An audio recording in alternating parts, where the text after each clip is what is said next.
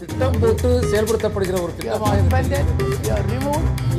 சூழலை உருவாக்குவதற்காக முடிவெடுப்பது என்று வரும்போது ஆட்சி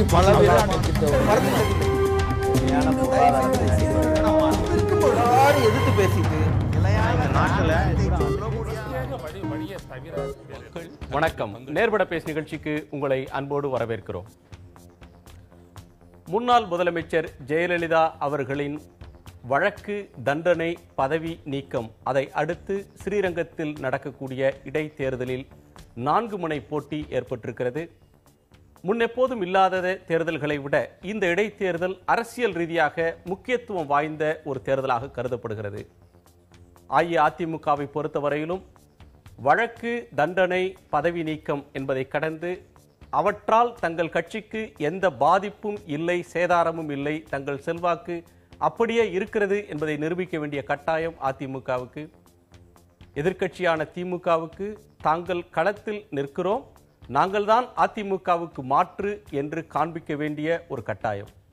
இன்னொரு கட்சியாக களத்தில் குதித்திருக்கிற பாஜகவுக்கு இந்த இரண்டுக்கும் நாம் மாற்று சக்தி, திமுக அதிமுக என்ற 2 கட்சிகளுக்கும் மாற்று நாங்கள் தான் என்று சொல்லி வரக்கூடிய நிலையில் அந்த சக்தியை நிரூபிக்க வேண்டிய அவசியம் அவர்களுக்கு. பல்வேறு தேர்தல்களை புறக்கணித்த கம்யூனிஸ்ட் கட்சி இந்த முறை இந்த தேர்தலில் போட்டியிடுகிறது. எங்கள் செல்வாக்கு குறையவில்லை, எங்களுக்கும் வலு இருக்கிறது என்பதை காண்பிக்க வேண்டிய கட்டாயம் அவர்களுக்கு. போட்டியிடக்கூடிய கட்சிகளுக்கு இருக்கக்கூடிய கட்டாயம் ஒன்றென்றால், போட்டியிடாத கட்சிகள் தேர்தலில் பணபலம் இருக்கும், ஆட்சி அதிகார துஷ்பிரயோகம் இருக்கும், எங்களால் அதை எதிர்த்து நிற்க முடியாது என்று பகிரங்கமாக அறிவித்துவிட்டு காங்கிரஸ், பாட்டாளி மக்கள் கட்சி, மதிமுக, தமாக என்ற கட்சிகள் விலகி இருக்கின்றன. இவற்றுக்கு பதில் சொல்லக்கூடிய வகையில் தமிழ்நாட்டின் தலைமை தேர்தல் அதிகாரி சந்தீப் சக்சேனா சொல்லியிருக்கிறார், இந்த தேர்தலில் பண பட்டுவாடா, பண பலம், பண விநியோகத்தை தடுப்பதற்கு எல்லா முயற்சிகளையும் தேர்தல் ஆணையம் எடுக்கும் என்று சொல்லியிருக்கிறார். அவருடைய அறிவிப்பு வெறும் காகிதத்தில் எழுதப்பட்ட ஒரு ஏட்டளவில் நின்று போகக்கூடிய ஒன்றா, சாத்தியமாகக்கூடிய ஒன்றா, அல்லது வெறும் மக்களை தேர்தல் நேரத்தில் தேர்தலில் நம்பிக்கை இழக்காமல் மக்களை பார்த்து கொள்ள வேண்டும் என்பதற்காக சொல்லப்படும் ஒரு கூற்றா? விவாதிக்கலாம். நம்மோடு திமுகவின் வழக்கறிஞர் திரு இ பரந்தாமன், அஇஅதிமுகவின் தலைமை கழக பேச்சாளர் திரு ஆவடிக்குமார், மார்க்சிஸ்ட் கம்யூனிஸ்ட் கட்சியின் திரு பே சண்முகம், மூத்த பத்திரிகையாளர் திரு ஆர் மணி. வணக்கம். வணக்கம். பரந்தாமன், இதுல இடைத்தேர்தல் என்று வந்துட்டாலே பொது தேர்தலுக்கும் இடைத்தேர்தலுக்கும் வித்தியாசம் தமிழ்நாட்டில் இல்லை. பொது தேர்தலையும் இந்த புகார்கள் வருகிறது, பண விநியோகம், அதிகார துஷ்பிரயோகம். இடைத்தேர்தல்னா அது கொஞ்சம் தூக்கலாவே வருகிறது. திமுக ஆட்சி காலத்திலும் இந்த புகார் வந்திருக்கிறது, அதிமுக ஆட்சி காலத்திலும் இன்றைக்கு எதிர்க்கட்சிகள் சொல்கின்றன. சந்தீப் சக்சேனா சொல்வதை போல தேர்தல் ஆணையத்தால் இந்த பண விநியோகத்தை தடுத்து நிறுத்த முடியுமா, இல்லை எதிர்க்கட்சிகள் இல்லாத ஒன்றை புகாராக சொல்லிக் கொண்டிருக்கின்றனவா? இல்லை, இருப்பதை தான் எதிர்க்கட்சிகள் புகாராக சொல்லி கொண்டிருக்கிறது. உதாரணத்துக்கு இன்றைக்கு இன்றைக்கு காலையில் வந்த ஒரு செய்தித்தாள்களே கூட பணம் கொடுக்கறத அதிமுக காரங்க பணம் கொடுக்கறத ஒரு ஃபோட்டோவே இன்றைக்கி பிரதானமாக ஒரு பத்திரிகையில் வந்திருக்கு. ஆக இல்லாததை எதிர்க்கட்சிகள் புகார் சொல்கிறதுன்றது அது முற்றிலும் நான் மறுக்கிறேன். ஆனால் இது சாத்தியமா என்று நீங்கள் கேட்குற கேள்விக்கு என்னுடைய விடை என்னவாக இருக்கு என்று சொன்னால், அதாவது சட்டப்படி கடைநிலை ஊழியர் கூட அதை கொண்டு போய் சேர்க்கக்கூடிய ஒரு கடமை உணர்வோடு செயல்பட்டார்கள் என்றால் எதுவும் சாத்தியம்தான். ஆனால் அந்த அளவுக்கு இதை செய்வார்களா என்பதுதான் சந்தேகம். காரணம், தேர்தல் ஆணையம் என்பது ஒரு தேர்தல் நடக்கிற வரை இருக்கக்கூடிய ஒரு அதிகாரம் பெற்ற ஒரு அலுவலகமாக, ஒரு ஆணையமாக இருக்கிறது. அந்த ஆணையம் யாரை நம்பி தேர்தல் நடக்கிறது என்று சொன்னால், மாநில காவல்துறை, மாநில அதிகாரிகளை நம்பித்தான் இருக்கிறது. இந்த அதிகாரிகள், இந்த காவல்துறை யாருடைய கட்டுப்பாட்டில் இருக்கிறது என்று சொன்னால் ஆளுங்கட்சியினுடைய கட்டுப்பாட்டில் தான் இருக்குது. ஆக இந்த இடத்தில் எந்த அளவுக்கு இது சாத்தியம் என்பது போக போக தான் தெரியும். உங்களுக்கு இன்னும் நம்பிக்கை இருக்கிறத வெளிப்படுத்துறீங்க. திருக்குமார், உங்களுடைய பார்வையில் என்ன? அதாவது வழக்கறிஞர் பரந்தாமன் சொன்னதிலிருந்து, அவர்கள் ஏற்கனவே ஆண்ட கட்சி, ஆளுங்கட்சியாக இருந்தவங்க, அதனால் அவங்க காலத்தில் செஞ்சதை நினைவுபடுத்தி அவர் சொல்கிறாருன்னு தான் எடுத்துக்க முடியுமே ஒழிய, இன்றைக்கு தேர்தல் ஆணையத்தினுடைய விதிமுறைகள் நிச்சயம் மீறப்படாது. அவர்கள் நடவடிக்கை எடுக்கிறதை வரவேற்கிறோம். அந்த நடவடிக்கைகள் தேர்தல் நல்ல முறையில் நடைபெறுவதற்கு தேவை. ஏன்னா இன்றைக்கு இருக்கின்ற அங்கே அனைத்து இந்திய அண்ணா திராவிட முன்னேற்ற கழகம் முழுமையான வெற்றி பெறுகின்ற வாய்ப்பை பெற்றிருக்கின்ற காரணத்தால் எங்களுக்கு அமைதியான எந்தவித அச்சுறுத்தலும் இல்லாமல் ஒரு தேர்தல் நடந்தால் அதை மகிழ்ச்சியோடு நாங்கள் வரவேற்கிறோம். அதாவது ஸ்ரீரங்கத்து மக்கள் இப்போ ரொம்ப மகிழ்ச்சியாக இருக்காங்க. இந்த முதலமைச்சராக இருந்தவருடைய தொகுதியில் நடைபெறுகிற தேர்தல் என்பதும் இன்றைக்கும் அவர்களே ஆளுங்கட்சியாக தொடர்கிறார்கள் என்கிற காரணத்தினால எதிர்பாராத பணம் வந்து குவியும் என்கிற முறையில் ஸ்ரீரங்கத்து மக்கள் வாக்காளர்கள் மிகுந்த மகிழ்ச்சியோடு இருக்கிறார்கள். முதல் விஷயம். ரெண்டாவது வந்து இவங்க சொல்கிற மாதிரி இப்போ நீங்கள் கூட சொன்னீங்க, பல தேர்தலை புறக்கணித்த கம்யூனிஸ்டுகள் இது வரைக்கும் தேர்தலை புறக்கணிச்சதே கிடையாது மார்க்சிஸ்ட் கம்யூனிஸ்ட் கட்சி. நாங்கள் போட்டியிடுவோம், இல்லை என்றால் வேறு போட்டியிடுகிற யாரையாவது ஒரு கட்சியை நாங்கள் ஆதரித்திருக்கிறோம். இது வரைக்கும் ஒரு தேர்தலோட புறக்கணிச்சது கிடையாது. வேட்பாளராக களமிறங்காமல் வெளியிலிருந்து ஆதரவு தெரிவித்த வழக்கமும் கடந்த காலங்களில் புறக்கணித்தன்றதுனால நான் வந்து சொல்றேன். அப்படி புறக்கணிக்கிற ஏற்பாடு என்பது கிடையாது. ஏதாவது கட்சிகளை ஆதரிக்கிறது. இந்த முறை கூட போட்டியிடல. ஏற்காட்டில் அதிமுக ஆதரிச்சாங்க. உங்களோட கூட்டணி நாங்க வந்து அதான் நான் சொல்றேன். அதாவது நேரடியா போட்டியிலிருந்து புறக்கணிப்புன்றது வேற. இப்ப தமாக சொல்லி இருக்கிற மாதிரியா ஏற்காட்டை பொறுத்தவரையிலும் நாடாளுமன்ற தேர்தல் கூட்டணி இருக்குன்ற ஒரு எண்ணத்துல எதிர்பார்ப்புல ஒரு ஆதரவு தெரிவிச்சாங்க. அந்த இதுல இது பண்ணது. அதனால வந்து அந்த மாதிரி கிடையாது. மெயினா வந்து இதை வந்து உருவாக்குனது திமுக அதிமுக இரண்டு கட்சிகளுக்கும் இந்த மாதிரியான தேர்தலில் பணத்தை கொடுத்து வாக்குகளை பெறுவது என்பதை உருவாக்குனது ரெண்டு கட்சிக்குமே பிரதானமான பங்கு இருக்கிறது. அதுதான் இன்னைக்கும் வந்து தொடர்கிறது. தேர்தல் ஆணையர் இது மாதிரி பல தேர்தல் ஆணையர்கள் இந்த மாதிரியான நிறைய வாக்குறுதிகளை அல்லது இந்த மாதிரியான அறிவிப்புகளை தொடர்ந்து வெளியிட்டிருக்கிறார்கள். ஆனால் எந்த தேர்தலிலும் அவர்களால் துரும்பை கூட அசைக்க முடியவில்லை என்பதுதான் தேர்தல் வரலாறுகள் நமக்கு சொல்லித் தருகிற பாடம். தேர்தல் ஆணையம் அவ்வளவு தூரம் வலுவிழந்த அமைப்பா இருக்குன்னு சொல்றாங்களே திருக்குமார், துரும்பை கூட அசைக்க முடியாதுன்றதுக்கு என்ன பொருள்? அதாவது தேர்தல் ஜனநாயகத்தின் மீது நம்பிக்கை இழந்தவர்கள் அல்லது அந்த ஜனநாயகத்தினுடைய பலன் தனக்கு கிடைக்காது என்ற எண்ணத்தில் இருக்கின்றவர்கள் அதைத்தான் சொல்ல முடியும். இன்றைக்கு பார்த்தீங்கன்னா மக்களை சந்தித்து வெற்றி பெற முடியும் என்ற நம்பிக்கை உள்ள கட்சிகள் தான் போட்டிக்கே வர முடியும். இன்னைக்கு பல பேர், இன்னைக்கு ராமதாஸ் கூட டெய்லி அறிக்கை விட்டுட்டு இருக்காரு. இன்னைக்கு வழக்கமாக பார்த்தீங்கன்னா தேர்தல் அறிவிப்பு வர வரைக்கும் கூட அறிக்கை விடுவார். நான் தான் அடுத்து ஆட்சி அமைக்க போகிறேன், எல்லாரையும் ஒழிச்சு கட்ட போகிறேன்லாம் பேசுவார். ஆனால் தேர்தல் அன்னைக்கு காணாமல் போயிடுவார். நீங்கள் அவருடைய முடிவு என்பது அரசியலில் ஒரு அறிக்கை விடுறதோடு அவருடைய கதை முடிஞ்சுக்கிட்டு இருக்கு. இன்னைக்கு கடந்த நாடாளுமன்ற தேர்தலில் போட்டியிடுற ஒரு கட்சி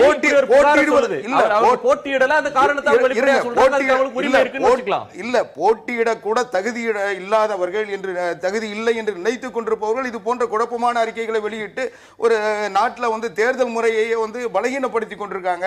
தேர்தல் கமிஷனை வந்து இன்னைக்கு நம்பகத்தன்மையற்ற ஒரு நிறுவனமா மாற்றிக்கிட்டு இருக்காங்க. இன்றைக்கு இந்திய ஜனநாயகம் உலகத்திலேயே சிறந்த ஜனநாயகம். இன்னும் சொல்ல போனா இந்திய தேர்தல் முறை என்பது தொடர்ந்து ஆணையத்தை நம்பகத்தன்மை இல்லாத அமைப்பாக மாற்றுவது எதிர்க்கட்சியா இல்ல ஆளுங்கட்சியாக இருக்கக்கூடியவர்களா? எங்க இன்றைக்கு ஊடகங்கள் சிறப்பான பணியை செய்துட்டு இருக்கு. இந்தியாவில் குறிப்பாக தமிழ்நாட்டில் ஊடகங்கள் பணி என்பது அதிகமான இருக்கு.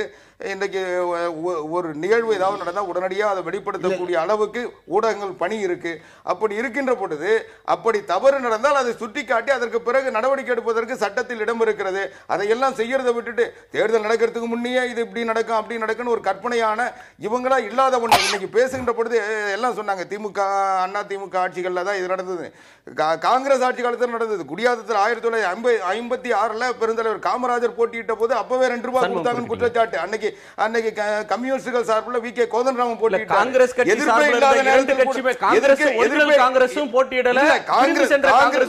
தொடர்ந்து அண்ணாவை எடுத்து போட்டியிடுகின்ற பொழுது கூட பஸ் ஓனரை தான் கொண்டு நிறுத்தி பணத்தை செலவழிச்சாங்க. ஆக தேர்தல் என்பது பணப்புழக்கத்திற்கு வந்து இன்னைக்கு இல்ல, அது அந்த காலத்தில் அதனுடைய வேல்யூ குறைவா இருந்தது. அதுல பெரிய வரலாறு வாக்காளர்களுக்கு பணம் கொடுப்பது என்பது வேறு, தேர்தலில் செலவு செய்வதற்கு தகுந்தாற்போர் ஒரு வேட்பாளர் நிறுத்துவது, அதற்கு ஈடு கொடுக்கக்கூடிய வேட்பாளர் நிறுத்துவது என்பது அந்த கட்சியினுடைய உரிமை, அது வேறு. ஆனால் வாக்காளருக்கு பணம் கொடுப்பது என்பதுதான் சட்டத்துக்கு புறம்பாது. அதை நீங்க தெளிவுபடுத்த வேண்டும். வாக்காளருக்கு பணம் கொடுக்கறத நான் வரவேற்கல, நியாயப்படுத்தல, நாங்க கொடுப்போம்னு சொல்லல. நான் சொல்ல வர்றது இன்னும் சொல்ல போனா கும்பகோணத்தில் தேர்தல் நடக்க சொல்ல கோசிமணி போட்டிடுறாரு. அவர் ஏத்து காசிராமன் பஸ் ஓனர் போட்டிடுறாரு. அப்ப அண்ணா பேச சொல்றாரு, அவர் வந்து குடத்தை கொடுத்துட்டாரு, அடுத்து வயிறு இது தோடு கொடுக்க போறாரு. அதனால அதையெல்லாம் வந்து நாங்க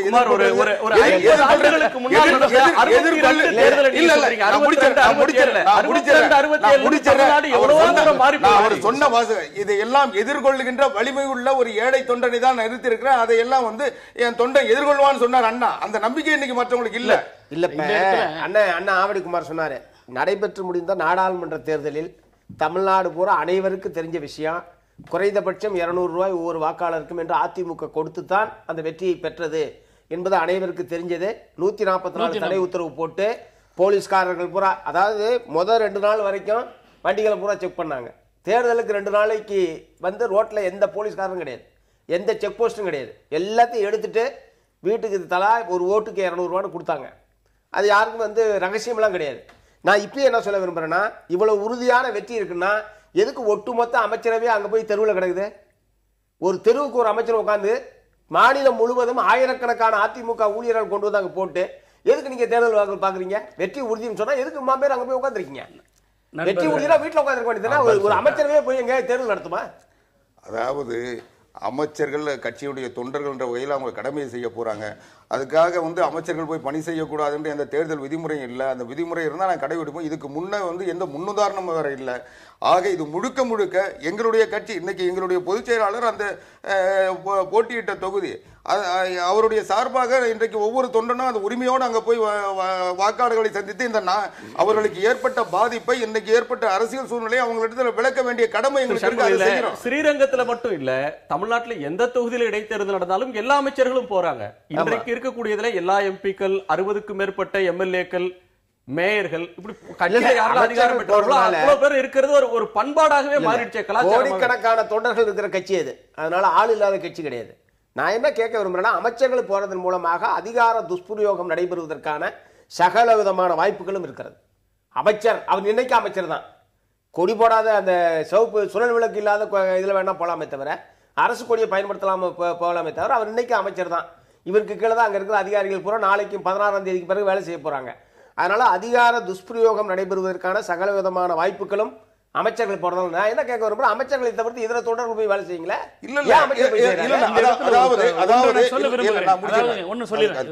அதாவது இடைத்தேர்தலின் போது அமைச்சர்கள் எல்லாருமே போய் அந்த ஸ்ரீரங்கத்தில் முகாமிட்டு இருக்கிறாங்கன்னு சொல்றாங்க இல்லையா?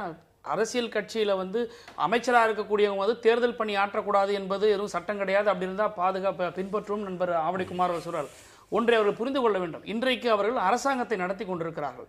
ஏறத்தாழ 1 மாத காலத்திற்கு மேலாக செக்ரட்டரியேட்ல தலைமைச் செயலகத்தில் வந்து எந்த ஒரு அமைச்சரும் இல்லாத ஒரு சூழல் ஏற்படுகிற பொழுது அங்கு மக்கள் பணியை அங்கு ஆற்றுவதற்கு வாய்ப்பில்லாமல் போகிறது. இவைகள் ஒரு அரசியல் கட்சியில் இருக்கக்கூடிய அமைச்சர்கள் போய் வாக்கு சேகரிப்பது என்பது வேறு. அதை ஒரு திட்டமிட்டு ஒரு ஷிஃப்ட் பேசிஸ்ல கூட எதிர்க்கட்சிக்கு இருக்கிற ஆளுங்கட்சிக்கு இருக்க கூடாதுன்றீங்க. இல்ல இல்ல, இதைதான் இந்த இடத்தில் தான் நாங்கள் மாறுபடுகிறோம். காரணம் என்று சொன்னால், இதே இடைத்தேர்தல் நடந்து கொண்டிருக்கிற பொழுது கூட எங்களுடைய தலைவர் அவர்கள் முதலமைச்சராக இருந்த பொழுது கூட ஒட்டுமொத்த அமைச்சர்களும் சென்று அங்கு தேர்தல் பணியாற்றினால் செக்ரட்டரியேட்ல பணியாற்றுவதற்கு சிரமம் ஏற்படும் என்பதால் அதற்கேற்றாற்போர் அவர்கள் அட்ஜஸ்ட் செய்து பணியாற்றிருக்கிறார்கள். ஆனால் இங்கு அப்படி கிடையாது. ஒன்று கேட்க வேண்டிய ஒரு கேள்வி இருக்கு.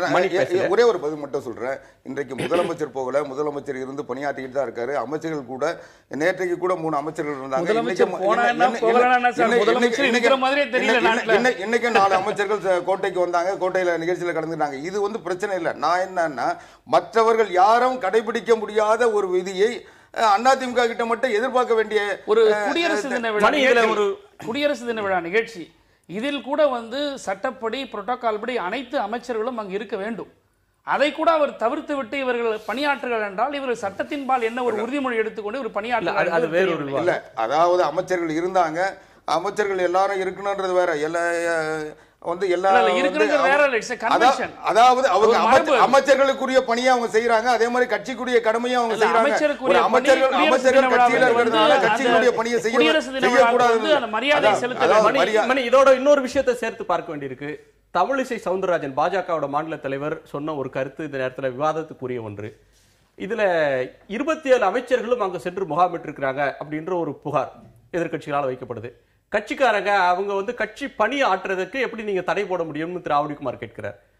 தமிழிசை கேட்ட ஒரு கருத்து, அதிகாரம் பொருந்திய அமைச்சர்கள் அங்கு தொகுதிக்குள்ள இருக்கும்போது எதிர்கட்சிகளுக்கு ஒரு சமமான வாய்ப்பு, ஒரு லெவல் பிளேயிங் ஃபீல்டு இல்லாம போயிடுது அப்படின்ற ஒரு புகாரை சொல்றாங்க. கடந்த ஆட்சி காலத்துல, திமுக ஆட்சி காலத்திலும் அமைச்சர்கள் முகாமிட்டு இருக்காங்க. இடைத்தேர்தல் என்றால் அதிகார துஷ்பிரயோகம்ன்றது அமைச்சர் போகலன்னா நடக்காதா? இது நல்ல கேள்வி. அதாவது அமைச்சர் போவாட்டி நடக்கும், அமைச்சர் போனார்னா அதிகமாக நடக்கும். இது ரொம்ப பிராடாக பார்க்கணும் நீங்கள். இந்த பிரச்சனை நமக்கு எப்போ வருதுன்னு கேட்டிங்கன்னா, கிட்டத்தட்ட கடந்த 12 ஆண்டுகளாக ஒரு மாமாங்கன்னு சொல்லலாம். சாத்தான்குளம் தேர்தல், அதற்கு பிறகு கும்மிடிப்பூண்டி, காஞ்சிபுரம், 2006 2011 வரை நடைபெற்ற 11 இடைத்தேர்தல்கள், அதற்கு பிறகு இவங்க இந்த அம்மா வந்த பிறகு 2011 நடந்த 5 இடைத்தேர்தல்கள், கிட்டத்தட்ட 11 + 5 16 + ஒரு 3 கிட்டத்தட்ட ஒரு 19 இடைத்தேர்தல்கள் கேலி கூத்தின் உச்சகட்டமாக நடந்து முடிந்திருக்கிறது. ஒவ்வொரு இடைத்தேர்தலும் அதுக்கு முன்பு நடந்த இடைத்தேர்தலை விட அதிகமாக அவங்க கிராஜுவேட் ஆகி மேலே போய்கிட்டே இருக்காங்க. 2 பேரும் மாறி மாறி. இதுதான் யதார்த்தம். இது சாமானியனுக்கு, சாதாரண பிரஜைக்கு தமிழ்நாட்டில் இது நன்றாகவே தெரியும். திருமங்கலம் ஃபார்முலான்றது வந்தது அப்படின்னு சொன்னா அது அவங்க மட்டும் கொண்டு வரல, அதுக்கு முன்னாலேயும் இருந்தது, அதுக்கு பின்னாலேயும் இருக்குது. இப்ப சிக்கல் எங்க வருதுன்னு கேட்டீங்கன்னா, நீங்க ஒவ்வொரு இடைத்தேர்தலையுமே வரக்கூடிய முடிவுகள் என்பது ஆளும் கட்சிக்கு சாதகமாகவும், இடைத்தேர்தல் முடிந்த பிறகு பொது தேர்தலில் அந்த கட்சி தோற்று போவதும் என்பது ஒரு ஃபார்முலாவே இங்க வந்துடுச்சு. ஆகவே இதுல 2 பேருக்குமே சம பங்கு இருக்குது. ஒரு விதத்தில் தமிழிசை சவுந்தரராஜன் சொல்வது என்பது அவர் அமைச்சர்களை மட்டும் குறிப்பிட்டு சொல்வது சரியாக எனக்கு படவில்லை. இந்த பணப்பட்டுவாடாவை தடுப்பது என்பதற்கு லெவல் பிளேயிங் ஃபீல்டு நிச்சயமாக இல்லை. எந்த இடைத்தேர்தலிலும் லெவல் பிளேயிங் ஃபீல்டு என்பது இல்லவே இல்லை. ஏன்னா இன்னும் சொல்ல போனீங்கன்னா கிட்டத்தட்ட மக்களே கரப்ட் ஆயிட்டாங்க. புதுக்கோட்டை இடைத்தேர்தலில் சாலை மறியெல்லாம் நடந்திருக்குது. இந்த அவலம் எல்லாம் இந்தியாவில் வேறு எந்த மாநிலத்திலும் நடக்காத அவலங்கள் இங்க நடந்தது, எங்களுக்கு காசு கொடுக்கலன்னு. சோ இதெல்லாம் எங்க இருந்து வருது? ஏன் நம்மளால கட்டுப்படுத்த முடியல? குறை சொல்றது நியாயமா? மக்கள்கிட்ட வறுமையிலையும் ஏழ்மையிலும் இருக்கிற மக்கள்கிட்ட நீங்க கொண்டு அவங்க கடமையை செய்யறதுக்கு பணத்தை கொண்டு தேவையில்லாமல் திணித்து விட்டு போட்டி போட்டுக்கிட்டு பணம் கொடுத்துட்டு நாளைக்கு அதுல இருக்கிற ஒரு சிறு பகுதியினர் எங்களுக்கு பணம் தாங்க, நான் நியாயப்படுத்தல. இத பழக்கப்படுத்தினவங்க குற்றவாளிகளா அல்லது சாதாரண அப்பாவி பொதுமக்கள் மேல பழி போடுறது நியாயமா? அது பழக்கப்படுத்தியவர்கள் முதல் குற்றவாளிகள். ஆனால் மக்களின் மனங்களும் மாறாத வரையில் நீங்கள் பெரிய மாற்றங்களை எதுவும் செய்ய முடியாது. ரைட் ராயலா எனக்கு பணம் கொடுன்னு கேட்கிற லெவலுக்கு இந்த அவலம் இருக்கிறது. இதுல யாரு முதல்ல பண்ணாங்க, யார் 2வது பண்ணாங்கன்றது அது விவாதமாக இருக்கலாமே ஒழிய, மக்களும் ஒத்துழைக்கவில்லை என்றால் இன்னைக்கு என்ன நடக்குது? சந்தீப் சக்சேனா ஒரு உத்தரவு கொடுத்திருக்காரு, அதை யாருமே மதிக்கல, அது யாருமே நம்பல. அது ஒரு கேலி பொருளாகத்தான் இன்று இருக்கிறது. பிரவீன்குமார் இருக்கும்போது என்ன நடந்தது? அதற்கு முன்னால் அதற்கு முன்னால் ஒரு நரேஷ் குப்தா இருக்கும்போது என்ன நடந்தது? அதுதான் இன்று சந்தீப் சக்சேனா இருக்கும்போது நடக்கிறது. நம்மளால மக்களவை தேர்தலையே தடுக்க முடியவில்லை. ஒரு இடைத்தேர்தல் என்டையர் கேபினெட் போய் அங்க நிக்குது. அவர் பரந்தாமன் சொன்ன மாதிரி 16ஆம் தேதிக்கு பிறகு அந்த துறை சார்ந்த அதிகாரிகள் அந்தந்த அமைச்சர் கிட்ட தான் போய் நிக்க வேண்டி இருக்குது.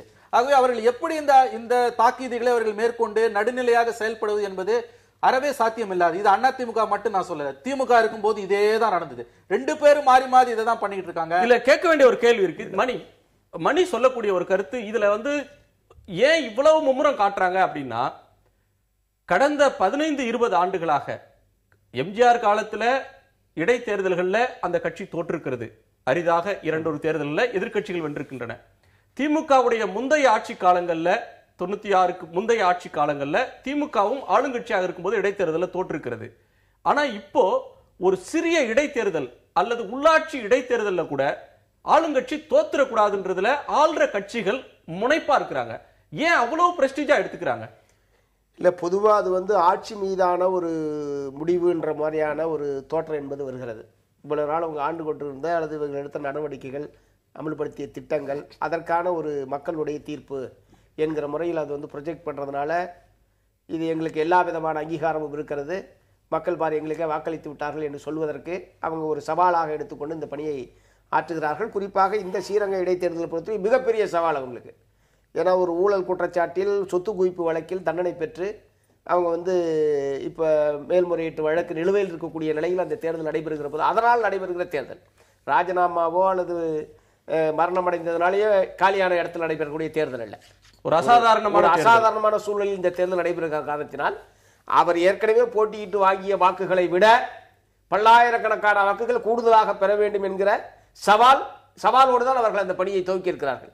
அதனால அதனால தான் நான் சொன்னேன், ஸ்ரீரங்கத்து மக்கள் ரொம்ப மகிழ்ச்சியா இருக்கிறாங்க, பல்லாயிரக்கணக்கில் அவங்களுக்கு கிடைக்குன்னு அவங்க ரொம்ப எதிர்பார்ப்போடு இருக்காங்க. நான் சொன்னது காரணம் இதெல்லாம் சேர்த்து தான். ஒன்று. இன்னும் சொல்ல, 2வது ஊழல் பணம் தானே, அதனால அதை கொடுத்தா என்ன, அதை வாங்கினா என்ன. இப்போ அரவிந்த் கெஜ்ரிவால் கூட டெல்லி தேர்தலில் திரும்ப அதை சொல்லிக்கிட்டே இருக்காரு, பணத்தை வாங்கி ஆனால் ஓட்டை எனக்கு போடுங்க.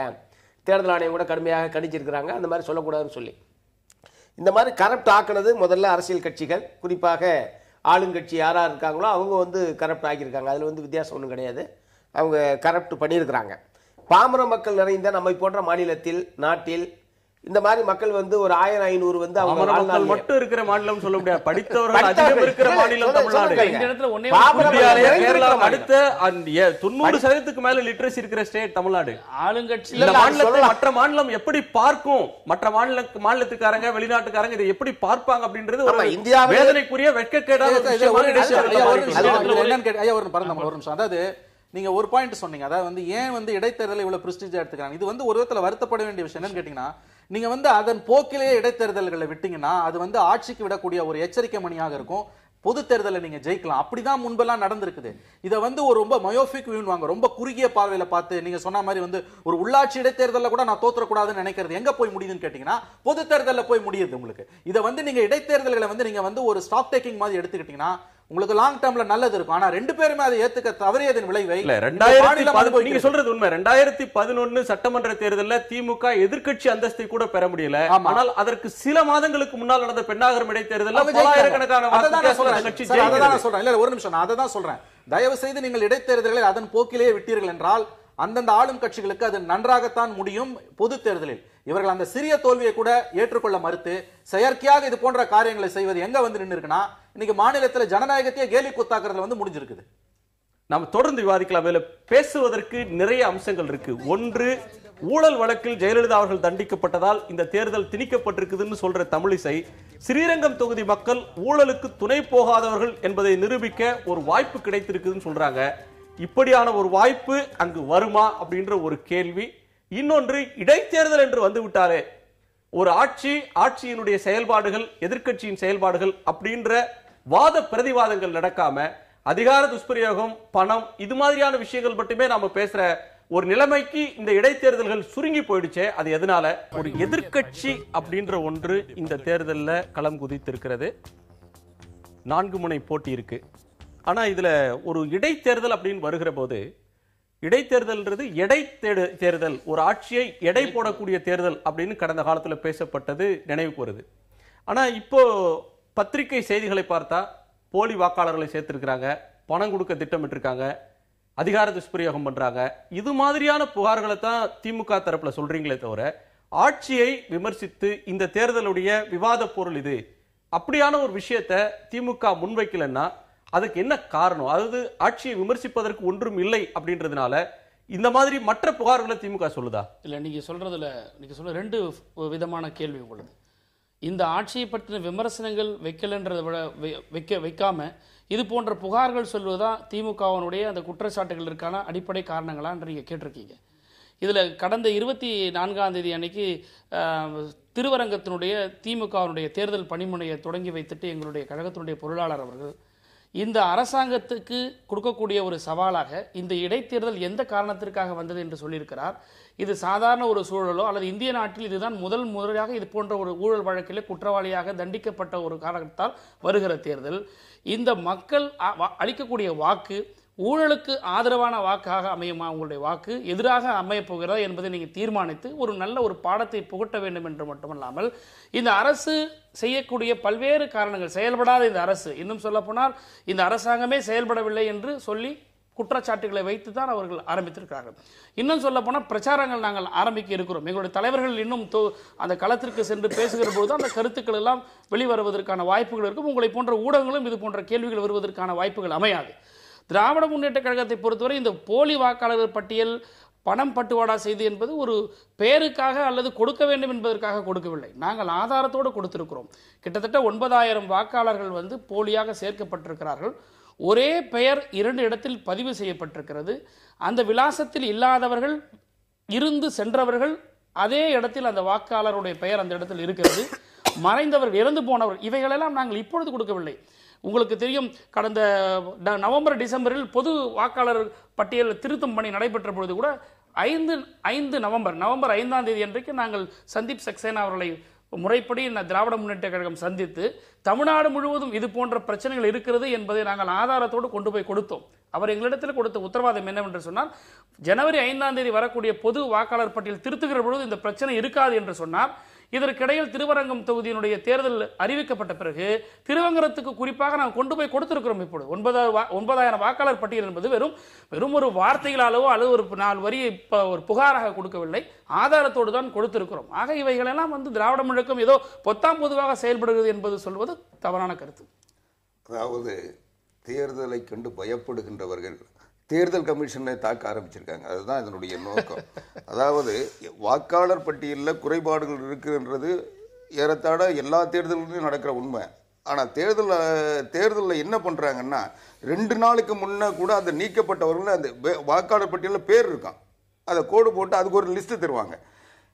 ஆக அந்த நேரத்தில் கூட இவங்கெல்லாம் டபுள் என்ட்ரி இருக்குது, இல்லை அது இறந்தவர்கள் அல்லது ஏதாவது அவங்க விசாரணையில் இவர்கள் இல்லை என்று தெரிஞ்சு அதெல்லாம் நீக்கி அறிக்கை வருது. இது தொடர்ந்து எல்லா தேர்தலும் நடந்துகிட்டு இருக்கு. இப்படிப்பட்ட இதை ஒரு குற்றச்சாட்டாகவும் இதை மட்டுமே நம்பி அதிமுக போட்டியிடுற மாதிரி ஒரு தோற்றத்தை உருவாக்க முயற்சி பண்றாங்க. ரெண்டாவது, இந்த அரசாங்கம் செயல்படலன்னு சொன்னார். ஆனால் செயல்படாத அரசாங்கத்தினுடைய அமைச்சர்கள் எங்க இருந்தா இவங்களுக்கு என்ன? அந்த அரசாங்கம்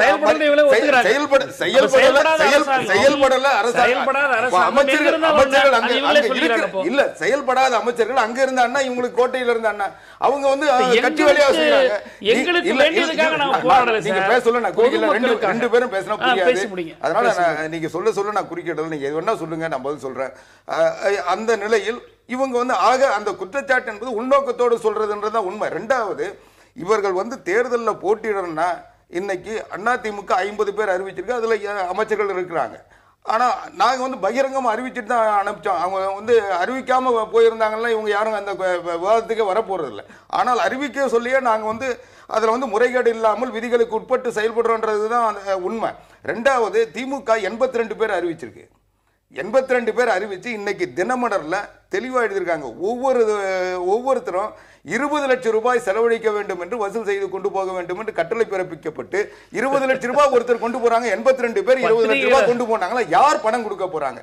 இதே நாடாளுமன்ற தேர்தல் குற்றச்சாட்டு சொன்னாங்க. இதே நாடாளுமன்ற தேர்தலில் மத்திய சென்னையில் கொடுத்த அளவுக்கு பணம் யார் கொடுத்தாங்க? ஸ்ரீபெரும்புதூர்ல ஜெகத்ரட்சகன் கொடுத்த அளவுக்கு யார் கொடுத்தாங்க? நீலகிரியில யார் கொடுத்தாங்க? இது பொய்னா எல்லாம் பொய் தான். அது பொய்னா இது எல்லாம் பொய் தான். ஆக உங்களுக்காக சொல்லப்பட்டால் அது பொய். நாங்க சொன்னா நீங்க சொன்னீங்க தேர்தல் பணியை இன்னும் தொடங்கல, தேர்தலே நடக்கல, ஆனா இதுக்குள்ளே பணம் கொடுத்துறாங்க, கொடுப்பாங்க, தோற்றத்தை உருவாக்குறாங்க. ரெண்டாவது, நான் முடிச்சிடறேன், ஒரே ஒரு நிமிஷம் முடிச்சிடறேன். அதாவது இதனுடைய விளைவு என்னன்னா, மரியாதைக்குரிய பத்திரிகையாளர் மணி அவர்கள் சொன்னதை போல இது புதுக்கோட்டையில எப்படி அவங்க அங்க கொடுத்துறாங்க எங்களுக்கு காசு கொடுக்குன்னு கேட்கிறாங்களோ அந்த எண்ணத்தை ஸ்ரீரங்கத்துல உருவாக்கணும் என்று இன்னைக்கு இவர்கள் முயற்சிக்கிறாங்கன்னு தான் என்னுடைய குற்றச்சாட்டு. நடந்ததை பத்தி உங்க கருத்து என்ன? புதுக்கோட்டையில் அவர் சொன்னாரு, அங்க இருக்கிற வாக்காளர்கள் எங்களுக்கு எல்லாருக்கும் பணம் கொடுத்துறாங்க, எங்களுக்கு இன்னும் பணம் வரலன்னு மறியல் பண்ணாங்க, கேட்டாங்கன்னு. அது அந்த நிலையை தான் இன்னைக்கு பிராபகண்டா பண்ணி இன்னைக்கு ஸ்ரீரங்கத்துல எல்லாத்துக்கும் இது எதிர்க்கட்சிகள் புகார் பண்ணி மக்களை ஆளுங்கட்சிட்ட பணம் கொடுங்க அப்படின்னு கேட்கறது மாதிரியான ஒரு நிலைமையை புதுக்கோட்டை உதாரணத்தை சொல்லி இப்படி ஒரு பிரபகண்டா பண்ணி தான் மக்களை தூண்டுறாங்க பணம் கேளுங்கன்னு சொல்லி அப்படின்னு சொல்ற கருத்துக்கு நீங்க என்ன சொல்லுங்க? இல்ல அப்படி நான் நினைக்கல. அது வேணா எங்கேயா ஒன்னு ரெண்டு இடத்துல சிறிய அளவில் அது வேணாலும் எதிர்க்கட்சிகள் கடைசி நேரத்துல தோல்வி பயத்தால் அதை செய்யலாம். அது ஸ்பொராடிக்கா இருக்கலாமே ஒழிய பெரிய அளவில் அதற்கான வாய்ப்புகள் இருப்பதாக தெரியவில்லை. ஆனால் இத மக்கள் கேட்டு தர்றாங்களா இல்ல கட்சிகள் தாங்களா முன்வந்து முதல்ல கொடுக்கறாங்களா? கட்சிகள் தாங்களாக முன்வந்து தான் போய் மக்களுக்கு கொடுக்கிறார்கள். இதை ஒரு மக்களுக்கு பழக்கமாகவே ஏற்படுத்தி விட்டார்கள். இது பாவ்லோவ் தியரி தான். இது நீங்க அப்படியே ஏற்படுத்திட்டீங்க. நீங்க இன்னைக்கு என்ன போயிடுச்சு, அவன் தான் உரிமையா கேட்கற லெவலுக்கு கொண்டு வந்து விட்டாச்சு. இது யதார்த்தம். புதுக்கோட்டையில் நடந்தது எங்கேயுமே நடக்காதுன்னு நீங்க சொல்ல முடியாது. அதை சொல்ற வாசி அவங்க அதை யூஸ் பண்ணிட்டு அவங்க பயன்படுத்த போறாங்களான்னா அது தெரியாது. அது அந்தந்த எதிர்க்கட்சியோட சாமர்த்தியத்தை பொறுத்த விஷயம். நடைமுறையில் இருக்கக்கூடிய விஷயம் என்பது மக்கள் சிறிதாக அதற்கு பழகி கொண்டிருக்கிறார்கள். இது மறுக்க முடியாது. படிச்சவங்களே காசு வாங்குறாங்க, படிக்காத மக்களை விட்டு விடுங்கள். நீங்க சொன்னீங்க 90% படித்த மக்கள் இருக்கிறார்கள். இந்தியாவில் மற்ற மாநிலங்களை விட தமிழ்நாட்டில் படித்தவர்கள் எண்ணிக்கை அதிகம். அப்ப ஏன் இங்க இவ்வளவு பேர் நேர்மைக்கு சம்பந்தம் இல்லைன்னு நினைக்கிறேன். நிச்சயமாக படித்தவர்களே பணம் வாங்குகிறார்கள். இன்னும் சொல்ல போனால் அப்புறம் இதுல என்ன இருக்கு பேசுறதுக்கு? இந்த வாக்காளர் பட்டியல் பத்தி நண்பர் ஆவடிக்குமார் அவர்கள் சொல்லும்போது திருத்தத்தை பற்றி சொல்கிறாரு. திமுக தோல்வி அச்சத்தில் பயத்தால் இந்த மாதிரி சொல்கிறாங்க, அவங்க வாக்காளர் பட்டியல் கடைசி நேரத்தில் அடித்து கொடுப்பாங்கன்றது. நான் ஒன்றே அவர் பதில் சொல்லணும். இந்த வாக்காளர் பட்டியல் திருத்தும் பணி ஈடுபடுகிற பொழுது யார் இதில் ஈடுபடுகிறார்கள்? மாநில அரசு ஊழியர்கள் தான் ஈடுபடுகிறார்கள். இன்னும் சொல்ல போனால் தேர்தல் ஆணையம் பூத் லெவல் ஏஜென்ட் என்று ஒன்று உருவாக்கி இருக்கிறார்கள். அது அனைத்து அரசியல் கட்சி பிரமுகர்களுக்கும் அதில் இருக்கிறார்கள். இந்த பூத் லெவல் ஏஜென்ட்டுகள் நாங்கள் கொடுக்கக்கூடிய அந்த ஆதாரத்தோடு இருப்பதை அப்படியே குப்பை தொட்டியில் இவர்கள் போடுகிறார்கள். காரணம் ஆளுங்கட்சி அரசாங்க அதிகாரிகள். இதற்கு என்ன பதில் சொல்கிறார்கள்? அதாவது பூத் லெவல்ல அங்கீகரிக்கப்பட்ட அரசியல் கட்சியினுடைய பிரதிநிதிகள் அந்த பூத்ல உட்கார்ந்து அந்த வாக்காளர் பட்டியல் திருத்தும் பணியில் நேரடியாக அவங்க கூட இருந்து எப்படி ஒரு தேர்தல் பூத்துல போய் உட்கார்ந்துக்கிட்டு கண்காணிக்கிறாங்களோ அது மாதிரி கண்காணிக்கலாம். அதுல ஏதாவது குறைபாடு இருந்தா அவங்க கிட்ட சொல்லலாம். அவங்க இல்ல அவங்க இது வந்து போலி வாக்குன்னு சொல்லி கொடுக்கற அங்க சரி செய்யக்கூடிய இடத்துல அதிகாரிகள் கிடையாது. அங்கதான் சரி செய்யக்கூடிய இடத்துல அதிகாரிகள் கிடையாது. அங்கதான் உங்க குறுக்கிட்டு நீங்க சொல்றது புரியுது. ஏன்னா நீங்களும் ஆளுங்கட்சியா இருந்திருக்கீங்க. அதாவது அவர் சொல்றது ஒரு எம்ஓயு போட பாக்குறீங்க. நான் சொல்ல வர்றது அதாவது எந்த வாக்காளரும் அவருடைய வாக்காளர் அவர்தான் போய் உறுதிப்படுத்தணுமே ஒழிய இன்னொருத்தர் போய் அவர் தவறான வாக்காளர்னு ஒரு குடும்பத்தை சார்ந்தவர் அவங்க தேர்தலுடைய மையமான அம்சத்தை விட்டுட்டு இந்த விவாதம் போறது அவ்வளவு இல்ல. தேர்தலுடைய மையத்துல வாக்காளர் பட்டியலுடைய சொல்லியிருக்கிறேன். ஒரு உண்மையான வாக்காளர் பட்டியலை வழங்க வேண்டியது தேர்தல் ஆணையத்தினுடைய கடமை. அதுதான் அதுல இருக்கிறது. இதுல ஆளுங்கட்சி யார் ஆளுங்கட்சியா இருந்தாலும் உள்ளூர்ல இருக்கக்கூடிய கவுன்சிலர் திமுக அதிமுக யார் செல்வாக்கு பெற்றிருக்கார்களோ அவர்களுடைய செல்வாக்கு அதுல பிரதிபலிப்பதற்கான வாய்ப்பு இருக்கிறது. அதனால இவங்கதான் அவங்கதான் கிடையாது. நீங்க வாக்கு சேகரிக்கிற இடத்துல போனா தெரியும், வாக்கு சேகர இடத்துல போனா தெரியும். அதனால இப்ப அது வந்து மையமான விஷயம். ஸ்ரீரங்கம் இடைத்தேர்தலில் மையமான விஷயம் அவங்க தமிழிசை சவுந்தரராஜன் சொன்னாங்கன்னு சொன்னீங்க பாருங்க. ஊழலுக்கு எதிராக ஸ்ரீரங்க வாக்காளர்கள் வாக்களிக்க வேண்டும், அதுக்கு எங்களுக்கு வாய்ப்பு அளிக்கணும் அப்படின்னு கேட்கறதுக்கான தார்மீக உரிமை பிஜேபி கிடையாது. அவங்க தலைவர் பங்காரு லட்சுமணிலேருந்து அல்லது அவங்களுடைய பாரதிய ஜனதா அதான் இல்ல சொல்றேன், அவங்களுக்கு அப்படி தார்மீகான உரிமை கிடையாது. திமுக அதிமுகவுக்கு அத்தகைய உரிமை என்பது கிடையாது. எல்லார் பேருமே வழக்கு இருக்கு, வழக்கு நடந்து கொண்டிருக்கிறது. ஏற்கனவே பலர் தண்டிக்கப்பட்டிருக்கிறார்கள். அதனால வந்து இந்த தேர்தலில் மையமான விஷயம் ஜெயலலிதா மீது சொத்து குவிப்பு வழக்கு அதிகார துஷ்பிரயோகம் பண்ணி ஊழல் பண்ணி சொத்து குவித்தார்கள். அதை ஒட்டி நீதிமன்றத்தில் நிரூபிக்கப்பட்டு தண்டனை என்பது வழங்கப்பட்டிருக்கிறது. அதை ஒட்டி நடைபெறுகிற தேர்தல். ஆகவே இதில் ஊழலுக்கு எதிராக மக்கள் வாக்களிக்க வேண்டும் என்பதுதான் மையமான அம்சம். அத்தகைய ஒரு நீங்க சொல்லலாம், பிஜேபி சொல்லக்கூடாது. பிஜேபி சொல்ல முடியாது, கம்யூனிஸ்டுக்கு சொல்ல முடியாது. காரணம் என்னன்னா ரெண்டு கட்சிகளோட நீங்க வந்து கூட்டணி வச்சிருக்கீங்க. அது வேற. நாங்க 3 மாநிலத்துல ஆளுங்கட்சி இருந்திருக்காங்க, 10 முதலமைச்சர் இருந்திருக்காங்க. யார் பேர்லயாவது ஒரு சின்ன கம்யூனிசம் 10 முதலமைச்சர் இருந்திருக்காங்க. திரிபுரா மாநிலத்துல ஒரு அமைச்சர் மனதுமணியை படுத்து நீங்க தவறான செய்தி நேற்று போய்விட்டது. திரு சண்முகம், இதுல இன்னொரு கேள்வி இதுல அடிப்படையா வர்றது, பணபலத்தை தடுக்கணும் அப்படின்றதுக்கு பல முயற்சிகள் எடுக்கிறாங்க. இந்திய தேர்தல் ஆணையத்துக்கு சர்வதேச அளவுல மரியாதை இருக்கு, நியாயமான தேர்தல் நடத்துறவங்கன்ற மதிப்பு இருக்கு. இலங்கையில் நடந்த தேர்தலுக்கு கூட இந்திய தேர்தல் ஆணையம் வந்து பார்வையாளரா போறாங்க. கடந்த தேர்தலில் ஒரு பெரிய மேனுவலே அடிச்சு கொடுத்தாங்க, என்னென்ன வழியில பணம் எடுத்துட்டு போறாங்க. ஆம்புலன்ஸ்ல, கார் பேனட்ல, கார் பேனல்ல, பஸ் மேல கூரையில, போலீஸ் வேன்ல, ஹெலிகாப்டர்லன்னு 6-7 வகையில. அதே மாதிரி 40 வகையில மக்களுக்கு பணம் தர்றாங்க. செய்தித்தாள் நடுவுல பேப்பர்ல, நியூஸ் பேப்பர்ல வச்சு தர்றது, பால் கவர்ல தர்றது. இல்ல அது நிறைய ஃபார்முலா இருக்கு. திருமங்கலம் ஃபார்முலா சர்வதேச அளவுல நகைய அடமானம் வைக்கிறது. நீங்க எங்க திருமங்கலம் கேள்விக்கு வாங்க. அதாவது 40 வகையில தேர்தல் ஆணையம் வந்து 40 வகையில இப்படி மக்கள்கிட்ட பணம் கொடுக்குறாங்க, கட்சிகள் இப்படி கொண்டு போகுதுன்னு சொல்றாங்க. ஆனா அப்படி சொல்ற தேர்தல் ஆணையத்தால ஒரே ஒரு வழக்குல கூட இன்னார் இவருக்கு பணம் கொடுத்தார், அதனால இவரை நாங்கள் தண்டித்தோம். ஏனென்றால் வாக்காளருக்கு பணம் தருவது என்பது ஐபிசி 171B படி ஓராண்டு தண்டனைக்குரிய குற்றம்.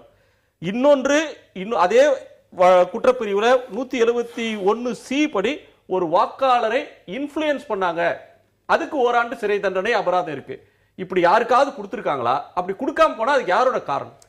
இல்ல, தேர்தல் ஆணையத்தினுடைய இன்எஃபிஷியன்சி ஒண்ணு. நீங்க சொன்ன மாதிரி ஒரு சர்வதேச அளவில் புகழ்பெற்ற ஆணையமா நம்ம தேர்தல் ஆணையம் இருக்கலாம். இவ்வளவு இதையும் சமாளிச்சு அவங்க தேர்தல் நடத்துறாங்கன்றது ஒரு பெரிய விஷயம் தான்.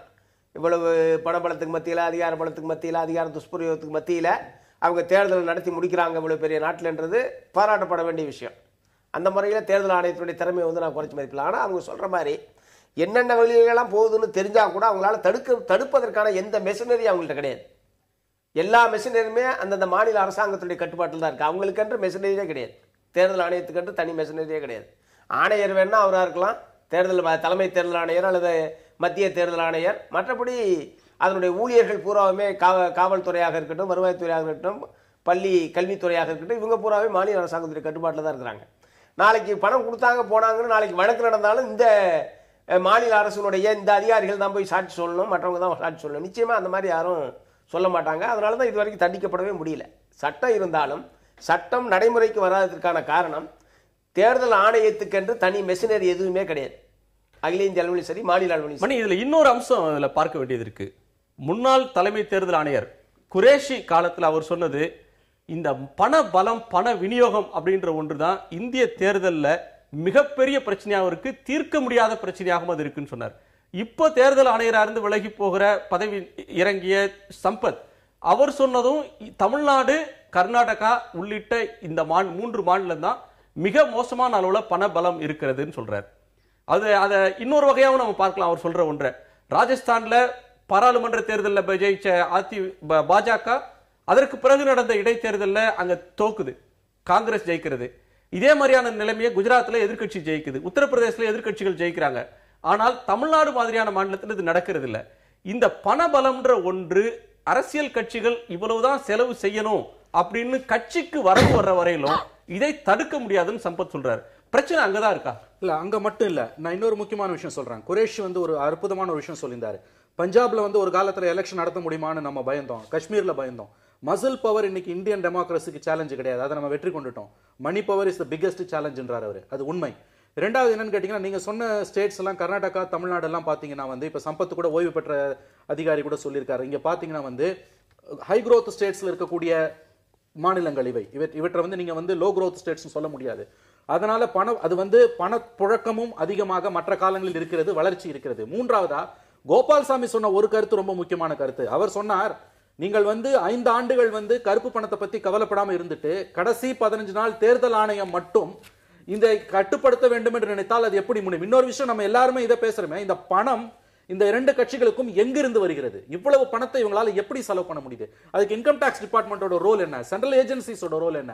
ஆகவே கோபால்சாமி சொன்ன மாதிரி உங்களுக்கு பிளாக் மணி ஜெனரேஷன்ன்றது கிட்டத்தட்ட ஆண்டு முழுவதும் இருக்கும், 5 ஆண்டுகள் இருக்கும். நீங்கள் ஒவ்வொரு இடைத்தேர்தலிலோ அல்லது பொது தேர்தலிலோ போய் அந்த சம்பந்தப்பட்ட கட்சிகளை நீங்கள் கட்டுப்படுத்த முடியும் என்றால் முடியாமல் போகிறது. என்னை பொறுத்த வரைக்கும் இதுல வெறும் எலெக்ஷன் கமிஷனை மட்டுமே குறை சொல்றது கூட எனக்கு சரியா படலை. ஏன்னா பிரச்சனை அதெல்லாம் தாண்டி ரொம்ப பூதாகரமா போயிடுச்சு. அதாவது இன்னைக்கு இது என்ன சொல்ல போனீங்கன்னா, டெமோக்ராட்டிக் செட்டப்பே தமிழ்நாட்டில் நடக்கக்கூடிய இடைத்தேர்தல்கள் பண விநியோகம் என்பது ஒரு மிகப்பெரிய ஆபத்தா உருவாயிருக்குது. இதை எல்லாரும் உட்கார்ந்து பேசி தீர்க்கலன்னா இது இன்னமும் கேலி குத்தாதான் போகும். இது இல்ல, இதுல 1999 உச்சநீதிமன்றம் வழங்கின ஒரு தீர்ப்புல சிவராமகவுடா வழக்குல உச்சநீதிமன்றம் கணக்கு சரியா காட்டல, ஒரு செய்த செலவை முறையா காட்டல அப்படின்னு சொல்லி தேர்தல் ஆணையம் கண்டுபிடித்தால் அந்த தேர்தல் செல்லாது, அவர் வெற்றி பெற்றது செல்லாதுன்னு அறிவிக்கலாம்னு சொல்றாங்க. அசோக் சவான் அப்படின்ற ஒரு மகாராஷ்டிரா சீஃப் மினிஸ்டர் ஒருத்தரை தவிர வேற யாரும் அப்படி டிஸ்குவாலிஃபையும் பண்ணல. ஏன் எலெக்ஷன் கமிஷன் தனக்கு இருக்கிற ஒரு அதிகாரத்தை, தவறா ஒரு புகார் வருது, எங்களால ஆதாரம், சின்ன ஆதாரம் இருந்தா கூட கடுமையா நடவடிக்கை எடுப்பாங்க அப்படின்ற ஒரு நிலைமையை ஏன் எலெக்ஷன் கமிஷன் எடுக்க தவறுது? எலெக்ஷன் கமிஷன் எடுக்க முடியாது. ஏன்னா அவங்க உடனே கோர்ட்டுக்கு போய் ஸ்டே வாங்குறாங்க. டிஎன் சேஷன் இருக்கும்போது 94-95 பழனி இடைத்தேர்தலில் 2 முறை தேர்தல் ஒத்தி வைக்கப்பட்டு 2 முறையும் அவங்க கோர்ட்டுக்கு போய் ஸ்டே வாங்கினாங்க. எலெக்ஷன் கமிஷனை மட்டுமே எனக்கு என்ன படுதுன்னா, எலெக்ஷன் கமிஷனை மட்டுமே நாம் குறை சொல்லுவதன் மூலமாக இந்த பிரச்சனையை தீர்க்க முடியாது. திரும்ப திரும்ப நான் சொல்றது என்னன்னா, இவ்வளவு மணி ஃப்ளோ எங்க இருந்து வருது இந்த கட்சிகளுக்கு, அந்த ரூட்ஸை நீங்க அட்டாக் பண்ணாம பிரச்சனை தீர்க்க முடியாது. இல்ல, அப்பப்போ எதுக்கு நாங்க தேர்தல் ஆணையம் நாங்க கடும் நடவடிக்கை எடுப்போம், எச்சரிக்கை, கெஜ்ரிவாலுக்கு எச்சரிக்கை, நீங்க இப்படி பேசக்கூடாது, எங்களால பண விநியோகத்தை நாங்கள் தடுப்போம், அனைத்து நடவடிக்கை எடுப்போம், பறக்கும் படை இருக்கிறது, கண்காணிப்பு குழு இருக்கிறது, வீடியோ கேமராவோட எல்லோரும் தெருக்களில் நடமாடுவார்கள், இப்படிலாம் ஏன் சொல்றாங்க? அப்படி சொல்றதுக்கு எந்த பொருளும் இல்லையா அப்படின்ற ஒரு கேள்வி எழுற நேரத்துல மக்கள்கிட்ட இந்த மாற்றம் வராம இதையெல்லாம் செய்யவே முடியாதா அப்படின்ற ஒரு கேள்வியும் தொக்கி நிற்கிறது. இடைத்தேர்தல்களில் பண விநியோகத்தை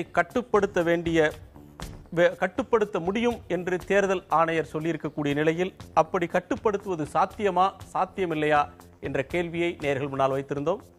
18% நேயர்கள் சாத்தியம் என்றும் 82% நேயர்கள் சாத்தியம் இல்லை என்றும் கருத்து தெரிவித்திருக்கிறார்கள்.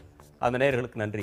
நேயர்களே, நீங்களும் உங்கள் கருத்தை வாட்ஸ்அப் மூலமாகவும் ஃபேஸ்புக் மூலமாகவும் இணையதளத்திலும் புதிய தலைமுறை .tv என்ற இணையதளத்திலும் உங்கள் கருத்துக்களை பதிவு செய்யலாம்.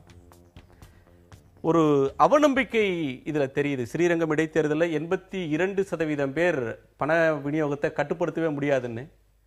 அப்படின்னா இந்த தேர்தலில் போட்டியிடாம ஒதுங்கி கொண்ட கட்சிகள் தற்காலிகமாக வேணும் ஒரு புத்திசாலித்தனமான முடிவு எடுத்திருக்காங்க அப்படின்னு நம்ம சொல்லலாமா?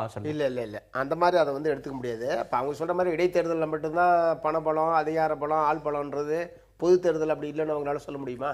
பொது தேர்தலில் இதெல்லாம் இருக்க தான் செய்து எதிர்கொள்ள தான் வேண்டியிருக்கு. அவங்க பூராவுமே ஒரு சுயநல நோக்கோடு 2016 சட்டமன்ற தேர்தலில் இப்போ யாரோரும் அடையாளப்படுத்தி கொள்ளாமல் இருப்பதன் மூலமாக 2016 பேரத்தை பலப்படுத்த முடியும் என்பதை தவிர அவங்க ஒதுங்கி இருப்பதற்கான வேற எந்த காரணமும் எனக்கு வந்து தெரியல. இல்லை, ஒரு சில கட்சிகள்லாம் அறிவிக்காமல் இருக்காங்க. இப்போ விடுதலை சிறுத்தைகள் என்னென்ன அறிவிக்காமல் இருக்காங்க, புதிய தமிழகம் அறிவிக்காமல் இருக்காங்க. நீங்கள் சொன்ன மாதிரி அந்த 4 கட்சிகள் வந்து ஏற்கனவே தெளிவுபடுத்திட்டாங்க, யாருக்கும் வாக்கு அளிக்கிறது இல்லை, தேர்தலில் போட்டியும் இல்லை என்று சொல்லி தெரிவிச்சிருக்கிறாங்க. அவங்க பூராவுமே இந்த தேர்தலை, இது மிக முக்கியமான தேர்தல், நீங்கள் சொன்ன மாதிரி அசாதாரணமான சூழ்நிலையில் நடைபெறக்கூடிய ஒரு தேர்தலில் இந்த மாதிரியான பெரிய கட்சிகள் பாமக போன்ற, மதிமுக போன்ற தமிழ்நாட்டில் முக்கியமான கட்சிகள் வந்து இந்த மாதிரி புறக்கணித்திருப்பது எந்த விதத்திலும் ஏற்கத்தக்கதல்ல. அது வந்து முதல் விஷயம். ரெண்டாவது வந்து இந்த தேர்தலில் இப்போ நேயர்கள் சொன்னது மாதிரி அது ஒரு அவநம்பிக்கை இதாக எடுத்துக்க வேண்டிய அவசியம் இல்லை. ஒரு 10-20 ஆண்டு காலமாக டெவலப் ஆகி வந்திருக்கக்கூடிய இந்த இதுலேருந்து வரக்கூடிய கருத்து அது. இது ஒன்றும் பண்ண முடியாது அப்படின்றது. ஆனால் நாம் நினைச்சா வேதம் புதுமை செய் என்று பாரதி சொன்னது மாதிரி இந்த தேர்தலில் இது என்னுடைய வாக்குரிமை, நான் என் விருப்பப்பட்டதற்கு அளிப்பேன் என்கிற முறையில் வாக்காளர்கள் ஒரு முடிவெடுக்கக்கூடிய வகையில் ஒரு விழிப்புணர்வு பிரச்சாரம், விழிப்புணர்வை ஏற்படுத்த வேண்டிய பொறுப்பு எல்லா அரசியல் கட்சிகளுமே இருக்குது. குறிப்பாக எங்களை போன்றவர்களுக்கு ரொம்ப அதிகமாகவே இருக்குது. இல்லைன்னா எங்களை போன்றவர்களாம் தேர்தலையே மார்க்சிஸ்ட் கட்சி போன்ற கட்சிகளை தேர்தலிலே சந்திக்கவே முடியாது என்கிற நிலைமையெல்லாம் போயிடும். அதனால் ஜனங்கள்கிட்ட ஒரு விழிப்புணர்வை, இதற்கு எதிராக ஒரு விழிப்புணர்வை ஏற்படுத்த வேண்டிய மிகப்பெரிய பொறுப்பு இருக்குன்னு தான் நான் வந்து பார்க்குறேன். இதில் இன்னொன்று, ஒரு இவ்வளோ நேரம் நம்ம விவாதித்தது தேர்தல் ஆணையத்தோட இயலாமையா இல்லை கட்சிகள் அத்துமீறாங்க அதனுடைய வெளிப்பாடாய் தொடருதுன்னு ஒன்று இருக்கு. இடைத்தேர்தலுடைய முடிவை தீர்மானிப்பது அப்படின்றது ஒரு ஆட்சியினுடைய நலத்திட்டமா, அவங்க பணபலமா, அல்லது எதிர்கட்சிகள் மற்ற ஆளுங்கட்சி உள்ளிட்ட எல்லா கட்சிகளும் போட்டியிடக்கூடிய கட்சிகள் வகுக்கிற தேர்தல் வியூகமா? பொதுவாக மக்கள் வந்து அதை எப்படி எடுத்துக்கிறாங்கன்றத முதல்ல முக்கியம். மக்கள் முன்னாடி எத்தகைய கருத்துக்களை நம்ம முன்வைக்கிறோம், மக்களை எதை உள்வாங்கி கொண்டு அவர்கள் வெளிப்படுத்துகிறார்கள் பார்க்கணும். இன்னைக்கு இருக்கக்கூடிய ஒரு காலகட்டங்களில் இன்றைக்கு திருவரங்கத்தில் இருக்கக்கூடிய சட்டமன்ற தொகுதியை பொறுத்த வரைக்கும் மக்கள் ஒன்று தெளிவான முடிவெடுக்க வேண்டும். இந்த தேர்தல் எதற்காக வந்தது? நியாயமாக அது இயற்கையாக ஏற்படக்கூடிய ஒரு தேர்தலா, அல்லது வந்து ஒரு அல்ல நம்ம அனைவரும் சொன்னது போல ஒரு அசாதாரண சந்தர்ப்பத்தில் இந்திய நாட்டிலே ஒரு முதல் முறையாக ஒரு கன்விக்ட் ஆன பிறகு நடக்கக்கூடிய தேர்தல். அந்த மக்கள் இப்போ சிந்திக்க வேண்டும். ஆக இந்த விழுகிற ஒவ்வொரு ஓட்டும் ஊழலை பற்றி எதிர்ப்பாக பேசக்கூடிய மக்கள், இந்த நாம போடுகிற ஓட்டு ஒரு ஊழலை ஆதரிக்கக்கூடிய ஓட்டா அல்லது ஊழலை வந்து எதிர்க்கிற ஒரு ஓட்டா என்கின்ற சிந்தித்து செயல்படுகிற ஒரு சூழ்நிலை மக்கள் தெளிவாக இருக்கிறார்கள். அந்த வகையில் இந்த இடைத்தேர்தல் நாம் இதுவரை சிந்தித்திருந்த அந்த கருத்துக்களை எல்லாம் ஒரு மாற்றத்தை ஏற்படுத்தும் என்பது எங்களை போன்றவருடைய நம்பிக்கை. உங்களுக்கு அந்த நம்பிக்கை இருக்கிறது. குமார், இந்த தேர்தலை நீங்க எப்படி அணுகிறீங்க? அதிமுக எப்படி அணுகிறது? நீங்க எந்த பிரச்சனையை முன்வைத்து மக்கள்கிட்ட வாக்கு கேட்கறீங்க? இந்த தேர்தலை பொறுத்தவரை ஸ்ரீரங்கத்து மக்கள் முழுக்க முழுக்க புரட்சி தலைவி அம்மா அவர்களை தன்னுடைய பிரதிநிதியாக இருக்க வேண்டும் என்று விரும்பி தேர்ந்தெடுத்தார்கள். ஆனால் எப்போது நடந்த ஒரு வழக்கினுடைய நீட்சி, சில சதிகள் அதெல்லாம் சேர்ந்து இன்றைக்கு அவர்கள் தொடர முடியாத நிலை ஏற்பட்டிருக்கிறது. அவர்களுடைய பிரதிநிதியாக இன்றைக்கு அந்த தொகுதி மக்களுடைய அந்த வெற்றிடத்தை நிரப்புவதற்காக இன்றைக்கு வேட்பாளர் நிறுத்தப்பட்டிருக்கிறார். ஆக அந்த மக்கள் எப்பொழுதும் புரட்சி தலைவி அம்மா அவர்களுக்கு விசுவாசமாகவும் அவர்கள் மீது நம்பிக்கை வைத்தும் இருப்பவர்கள். எனவே எந்த வகையிலும் இன்றைக்கு புரட்சி தலைவி அம்மா அவர்களுடைய பிரதிநிதி என்பதை உறுதிப்படுத்துகின்ற வகையில் இந்த முடிவு இருக்கு. ரெண்டாவது, இப்போ நீங்க பேச சொன்னீங்க மற்ற போட்டியிடாத கட்சிகள்லாம் வந்து புத்திசாலிகள். போட்டியிடாத கட்சிகள்னாவே இன்னைக்கு நீங்க போட்டியிடாத கட்சிகள்லாம் தன்னுடைய பிம்பத்தை மிகப்பெரிய அளவில் காட்டி ஊடகங்களும் உங்களை போன்ற பத்திரிகையாளர்களும் அவங்கள வந்து ஒரு தோற்றத்தை உருவாக்குனாங்க. அந்த தோற்றம் வந்து இன்னைக்கு தேர்தலில் போட்டியிட்டாங்கன்னா அவங்களுடைய தோற்றம் வெளிப்பட்டு விடும், அவங்களுடைய இயல்பு நிலை தெரிஞ்சிடும். இன்னும் சொல்ல போனா எந்த கூட கடந்த காலத்துல நீங்க சொல்லக்கூடிய எந்த கட்சியும் இன்னைக்கு தமிழ்நாட்டில் அங்கீகரிக்கப்பட்ட கட்சிகள் அங்கீகாரத்தை கூட இழந்த கட்சிகள். எனவே அங்கீகாரத்தை இழந்த காரணத்தால் அவர்கள் போட்டியிட முடியவில்லை. இல்ல, மார்க்சிஸ்ட் கம்யூனிஸ்ட் கட்சியை பொறுத்தவரை இடதுசாரி கட்சியுடைய ஆதரவோடு தன்னுடைய வேட்பாளரை நிறுத்தி இருக்கிறது. எங்களை பொறுத்த வரைக்கும் பிரதானமாக ஊழலுக்கு எதிராக மதவெறி பாஜக இந்த 7 மாத காலத்தில் மத்தியில் அவங்க ஆட்சிக்கு வந்ததுக்கு பிறகு மக்களுக்கு எதிராக, உழைப்பாளி மக்களுக்கு எதிராக மேற்கொண்டிருக்கிற பல்வேறு நடவடிக்கைகளுக்கு அங்க என்ன பாஜக பிரதான கட்சியாக அங்க நின்று தேர்தலை சந்திக்குது, பாஜக வெற்றி பெறக்கூடிய இடத்துல அங்க இருக்கிறது அப்படி நினைக்கிறீங்களா? பாஜகவுடைய வகுப்புவாத நடவடிக்கைகள் வந்து அவ்வளவு சுலபமாக, அவ்வளவு குறைவாக ஸ்ரீரங்கம் இடைத்தேர்தலில் பிஜேபிக்கு எதிரான கருத்து கணிப்பு வாக்காக நீங்க அங்க பாக்குறீங்களா? பிஜேபியும் அது ஒரு முக்கியமான கட்சி தான். ஒரு இன்னைக்கு மத்தியில் ஆளுங்கட்சியாக இருக்கிற போது அதை வந்து ஒரு மற்ற கட்சிகளை போல ஒரு கட்சியாக நாம் வந்து எடுத்துக்கொள்ள முடியாது. ஆகவே அதனுடைய வகுப்புவாத நடவடிக்கை எதிராக, ஊழலுக்கு எதிராக, அது மாதிரி திமுகவும் ஊழல் வழக்கை எதிர்கொண்டிருக்கக்கூடிய ஒரு கட்சி. ஆகவே இவற்றை நாங்கள் முன்வைத்து, அதே மாதிரி இது இன்னைக்கு மாநிலத்தில் அதிமுக அரசு கரும்புக்கு விலை ஆண்டுக்காண்டு 100 ரூபா குறைச்சி அறிவிச்சிருக்கு. இந்த போது பிரச்சனைகளை முன்வைத்து நாங்கள் வந்து தேர்தலை கட்டாய மக்கள் பிரச்சனைகள் முன்வைத்து தான் எங்களுடைய தேர்தல் பிரச்சாரம் என்பது அமையும். நிறைவாக நீங்கள் கடந்த 12 ஆண்டுகளாக என்ன நடந்ததோ அதான் இந்த தேர்தலில் நடக்க போது. மற்றும் ஒரு ஜனநாயக கேலி கூத்து அரங்கேற இருக்கிறது. ஸ்ரீரங்கம் தொகுதி வாக்காளர்களுக்கு வாழ்த்துக்கள். நன்றி. இது வாழ்த்துக்களா, அனுதாபமா, அல்லது ஜனநாயகத்துக்கு நீங்க சொல்ற ஒரு சோதனையான ஒரு விஷயம்னு எடுத்துக்கிறதான்னு தெரியல. மக்களுக்கு வாழ்த்துவது நியாயம், ஆனால் தேர்தல் நியாயமாக நடைபெறும். அதற்கான ஏற்பாடுகளை சந்தீப் சக்சேனா தலைமை தேர்தல் அதிகாரி சொன்னபடி நடுநிலையாகவும் நேர்மையாகவும் நியாயமாகவும் தேர்தல் நடைபெறும். கட்சிகள் பணத்தை தரமாட்டார்கள், வாக்கை விலை பேச மாட்டார்கள், மக்கள் விலை போக மாட்டார்கள் அப்படின்ற நம்பிக்கையோடு இந்த அமர்வை நிறைவு செய்யலாம். உங்கள் வருகைக்கும் கருத்து பகிர்வுக்கும் நன்றி. நேர்களை மற்றொரு நேர்பட பேசு நிகழ்ச்சியில் சந்திக்கலாம். வணக்கம். செயல்படுத்தப்படுகிற ஒரு சூழலை உருவாக்குவதற்காக முடிவெடுப்பது என்று வரும்போது காட்சி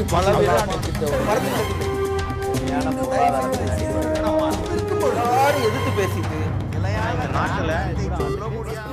வழியை தவிர மக்கள் தங்களுடைய பங்களிப்பு